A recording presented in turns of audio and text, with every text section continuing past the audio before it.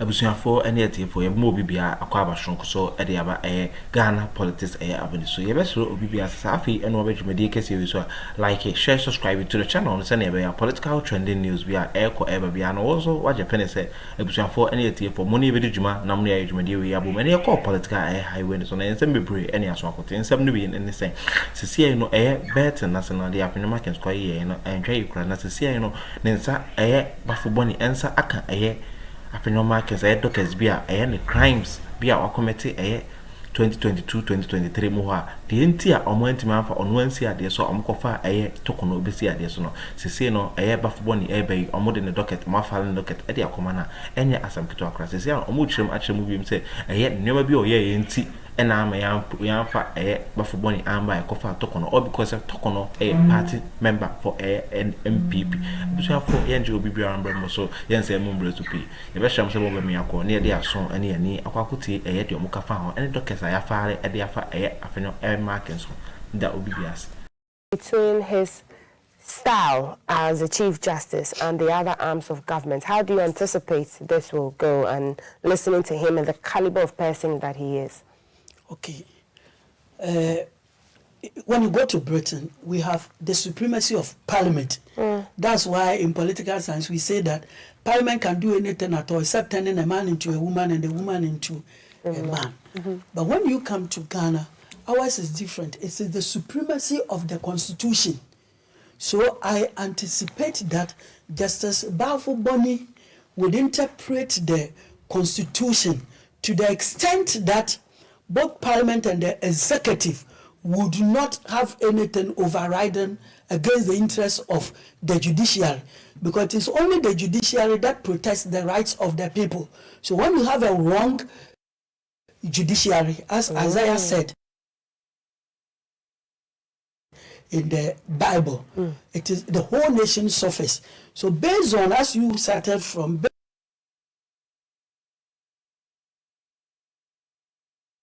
based on what I know about him, if we could discipline a whole former head of state, and not a former head of state like Asumdwe Atames or the gentle giant, what do you call him? Akuffo. But the wild wolf, Jerry John Wallace. If you could discipline him, then it means that you can really be an effective Chief Justice, unless you are in to disappoint Ghanaians. Did his answers and his posture show that he can handle pressure and scrutiny? This is not even a question to be asked, because he started as a circuit court judge up to where he is. So he doesn't fear the public, he doesn't fear anybody. And I remember he gave one answer which many people didn't understand. Is it in the case of the Atai, where he sentenced him to 70 years? Yes, and he said if it was lower, this man will come back and then attack my family first. That it was personalized, it was a personalized verdict. It was not a personalized verdict. People like you and I will have to explain to the public that when a judge is sentencing you, he takes so many things into consideration. If you're a teenager, he won't give you a long sentence because you need to come and serve society. So he'll give you a very relatively short one. Okay. And then he will recommend some training, apprenticeship should be given to you, even when in prison. And then if you are old, like me, as I sit here, more than 60 years. So if I commit the same offense as somebody who is 20 years or up to 38 years, and it is robbery, for example, he can decide to give me, let's say, 20 years. Because he knows that when I come out about 80 years, I won't have the strength and the ability to go and rob again. But when you are in your 20s and early 30s, he has to give you very harsh sentence so that society will keep you away. And the time you come in, you either die over there, or when you come in, you will be too weak to be active. That was what he was saying. Okay. He said, you attack my family first. He's telling you, not only my family, your family, that person's family, everybody's family. So people who are robbers. And in one of the escapades of Atai, you didn't know a policeman was killed. You understand? So if you want to attack the Chief Justice for the answer he gave, why don't you attack Atai first for killing the policeman? Why don't you have sympathy for the family of the policeman? So those kind of sentences would have replaced the firing squad and all of that. That's the best answer. Okay. We keep you away forever. Lawyer, we have to wrap up, and so I just want you to tell us overall if the vetting process gave you any confidence that the Chief Justice will do the bidding of Ghanaians, and then the judicial system will be more strengthened than it was when he came into the office.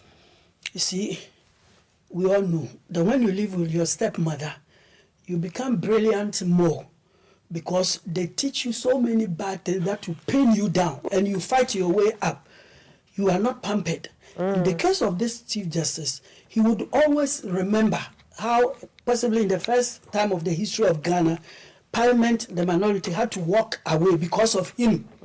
So with that, and then also the fact that his senior, when I say his senior, the immediate past Chief Justice will be his senior, not in terms of service, but in terms of position. The office, okay. The office. Not that she went on pension, but she was dismissed and you came. Right. So with that, I'll conclude by saying that Justice Baffour would always be minded of the Nigerian proverb, the Yoruba proverb, which says that when the frog in front falls into the pit, the others following take caution. Justice Baffour would take caution. What happened to my sister can happen to me, and he will, for that reason, work very hard. Okay. I believe ABF Husseini will say that the Gbani one is when your beard is on fire. The Ashantis also say that. Okay, you also fetch water and keep it close to you. Yeah, the Ashantis also say that. Yes. Thank you so much, lawyer, for speaking with us. We've looked at a lot about the vetting of the Chief Justice nominee, Paul Baffour Bonny, and lawyers made his recommendations about how the justice system can be strengthened. He's talked about backlogs and how efficient the circuit, appeals, and high courts can work if the Chief Justice puts all of the answers that he gave the MPs in Parliament who posed those questions to him about him becoming the Chief Justice and what that would mean for Ghana's judiciary. And so, lawyer Anoche Frimpong is a legal practitioner and a historian. Thank you so much, sir, for your time. Always. I'm multi-decided. Sadiq. Up next is this exclusive interview with the GJA award winners, and Valerie is coming up with them. Stay with us.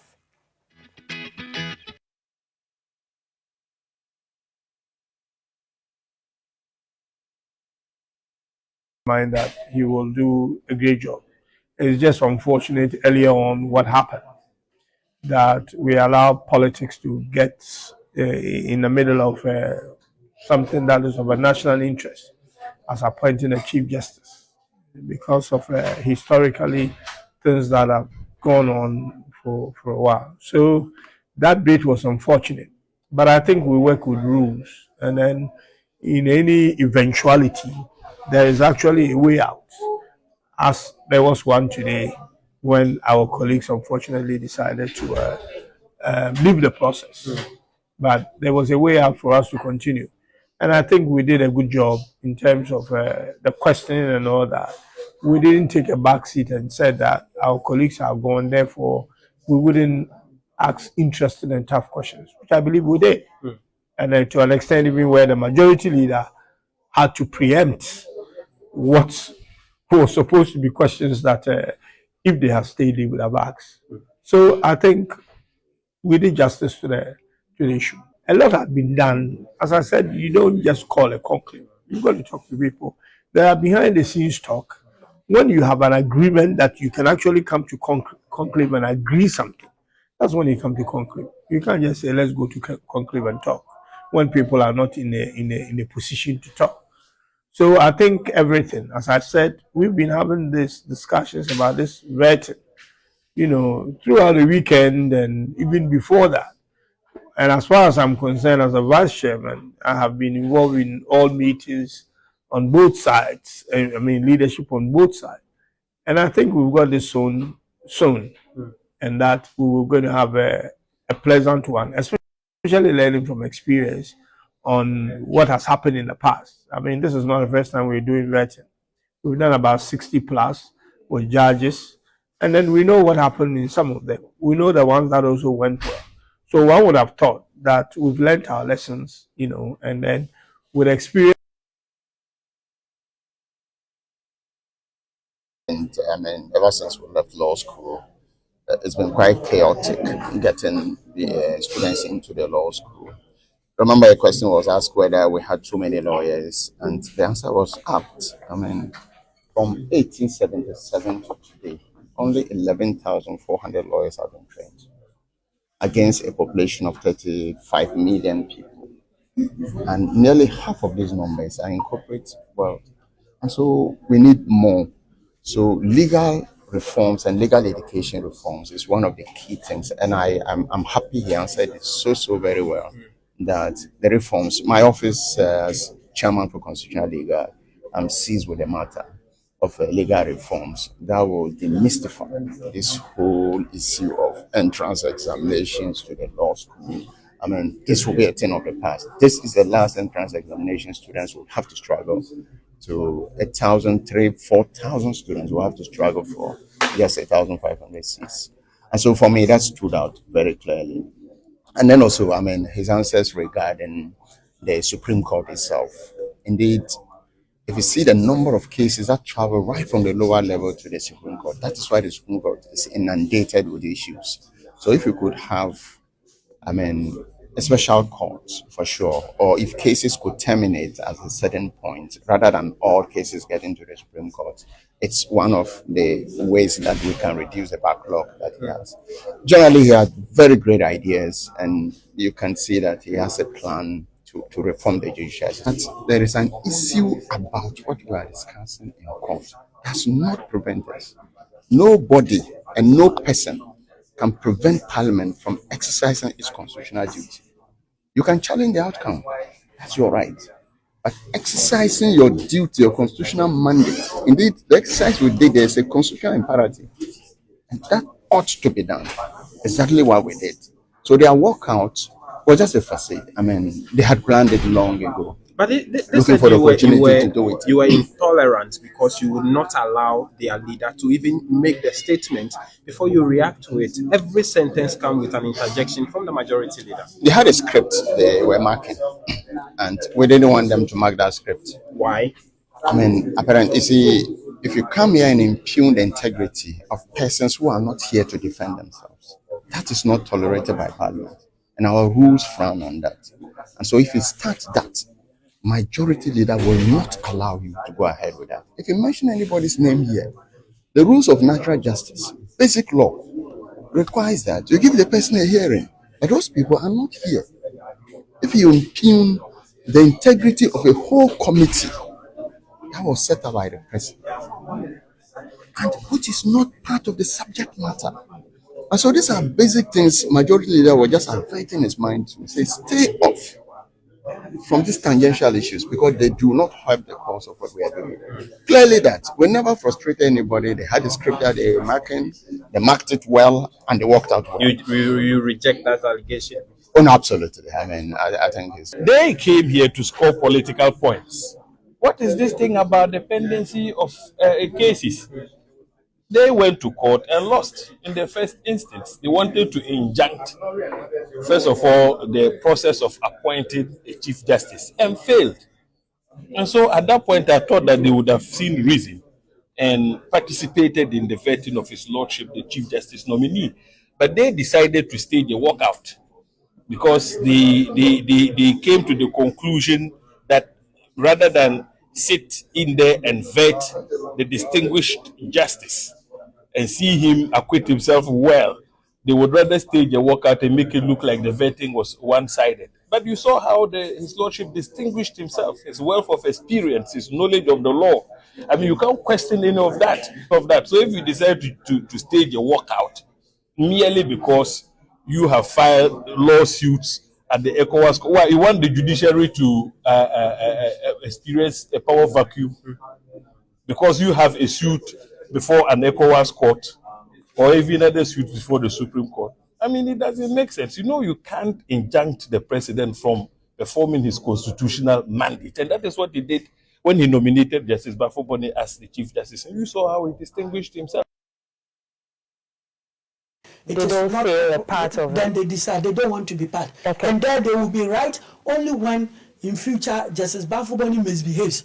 Then they can come back to say Yanka. Because they have to work with him, right? Yeah, if he misbehaves, then they will say Yanka. The man is not good. That's why we work out. But to the extent that he does not misbehave, and especially if he impresses, then it means it will not be a gain having gone out. Okay, now Well, let's look at how realistic some of his reforms, suggested reforms, are. Virtual delivery of, verdicts, using AI to empanel judges, he mentioned. New ways, advanced modern ways of improving the judicial process to reduce the backlog of cases. Did it sound realistic to you? You're practicing, and your colleagues, you probably know what they go through and how difficult it is. 100%. Because, you see, if it takes AI to select judges, that would be very fine. Because I remember many years ago, you went to the registry to file a case, and you could tell the registrar that I want my case to go to Judge A or B. So if today he's going to, in fact, it has changed now. Now they have a system like the lottery. Okay. What do you call the registered name, number given to that suit. They will feed all in the system, and then the digital system. Yeah. So if you continue or even improves upon them by the AI he's talking about is very good. And then the delivery of judgment too. When you go to America, Britain, and other systems, we are supposed to follow them. You see, the judge always has this national service persons. Okay. Many of them. So, for example, if you are High Court A judge in Accra, and very soon it will happen. Amen. You understand?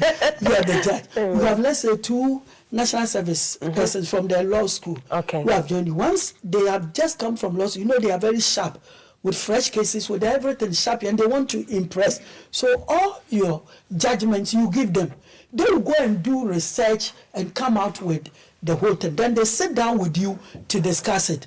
So here you will see that in a week, you can dispose of 2 or 3 cases because you are working with a team.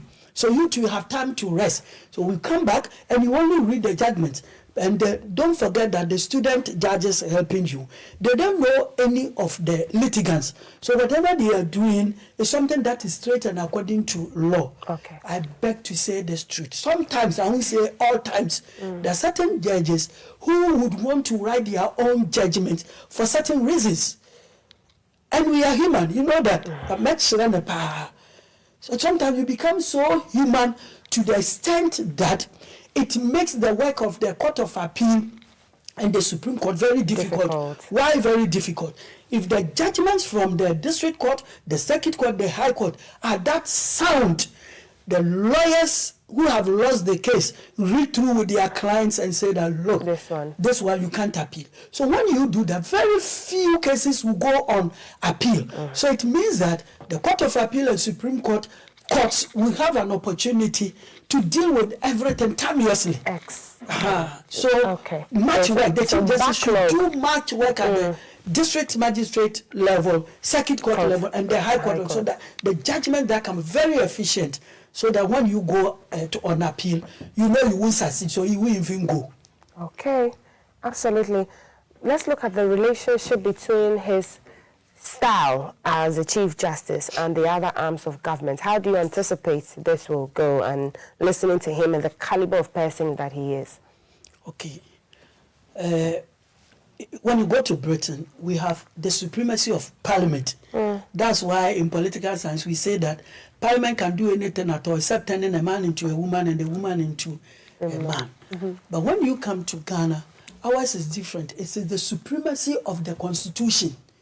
So I anticipate that Justice Baffour would interpret the Constitution to the extent that both Parliament and the Executive would not have anything overriding against the interests of the judiciary, because it is only the judiciary that protects the rights of the people. So when you have a wrong judiciary, as Isaiah said in the Bible, it is the whole nation suffers. So based on, as you started from, based on what I know about him, if we could discipline a whole former head of state, and not a former head of state like Asumdwe Atamils or the gentle giant, what do you call him? Akuffo, but the wild wolf, Jerry John Wallace. If you could discipline him, then it means that you can really be an effective Chief Justice, unless you are in to disappoint Ghanaians. Did his answers and his posture show that he can handle pressure and scrutiny? This is not even a question to be asked because he started as a circuit court judge up to where he is. So he doesn't fear the public, he doesn't fear anybody. And I remember he gave one answer which many people didn't understand. Is it in the case of the Atai where he sentenced him to 70 years? Yes, and he said if it was lower, this man will come back and then attack my family. Reasons the magistrates, the judge, they are trained. They have this. The sentencing guidelines. They have them, but sometimes they have to go beyond it. In my youthful days, I gave somebody 70 years. Atai, I gave him 70 years. And what I told myself was that if Atai was given 30 years and he comes back, my family will be the first family he will attack. So by the time he comes back after 70 years, I will be dead and gone. So you see, then we are thinking about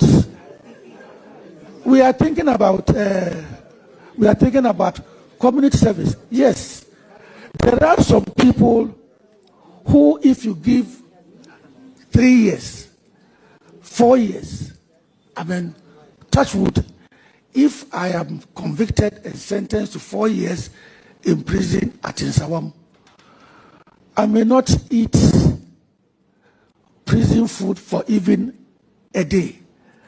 I will have some people bring food to me. So if you want to make me feel the prison punishment, prison sentence, then maybe you should order me to go and do community service. Maybe around the place where I stole, or around the courts, that they'll see me, because punishments are not only for the person, the victim, or the person being punished, but to deter other people. So community sentences should be introduced, but that one is in your bosom. It's a law. That one will have to be taken up by you. Another way of decongesting the prisons is through the parole system. Yankopon ensho bibi oje bread hwet me dey wedum pepe so yero bibi ase hanu me Ghana politics event so ogusu a wo hwet me dey no like, share, subscribe to the channel so na be political trending news be eko eba bia no won so watch penis ebusia for anything for muni be djuma na muni edwuma dey we abum ida obi bia ase na ha na mbre ema me kwan se Ghana politics event so me fa munsi makrab